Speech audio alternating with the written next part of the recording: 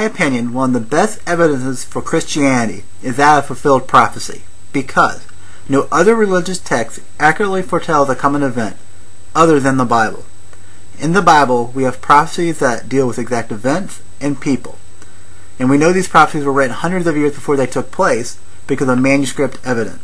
In fact, according to Ralph Muncaster, the Bible has over 600 prophecies that are historically verifiable. And of those 600 prophecies, 300 to 400 of those deal with the person of Jesus Christ.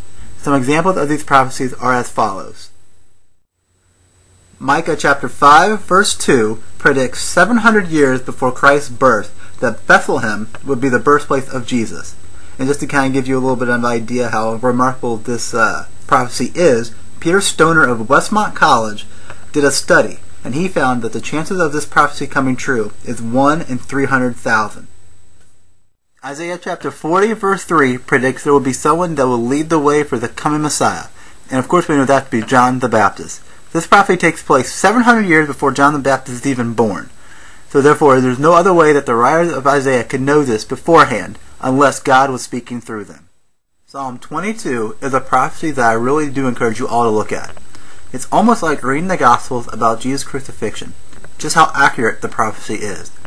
It talks about how the coming Messiah will be nailed to a tree 400 years before the idea of crucifixion had even been invented, and about 1,000 years before Christ was even crucified. So that alone actually makes me pause and be like, wow. And then when you go through Psalm 22, you will see how the different things that happened to Christ are really spelled out in detail.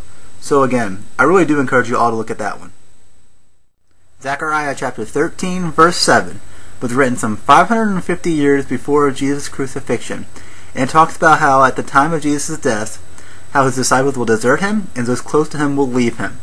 And we know this came to pass with Jesus' disciples leaving him at the cross because they were afraid of death themselves, and also with Peter denying Christ 3 times when people asked if he knew Jesus. Now, these are just 4 prophecies of the hundreds that deal with Christ, but I think they're absolutely incredible when you put them in the context of when they were written. And I'll be sure to put all these verses in the box below so you can look them up at your own leisure. And I'd also really encourage you all to check out the other prophecies that pertain to Christ and how they were fulfilled.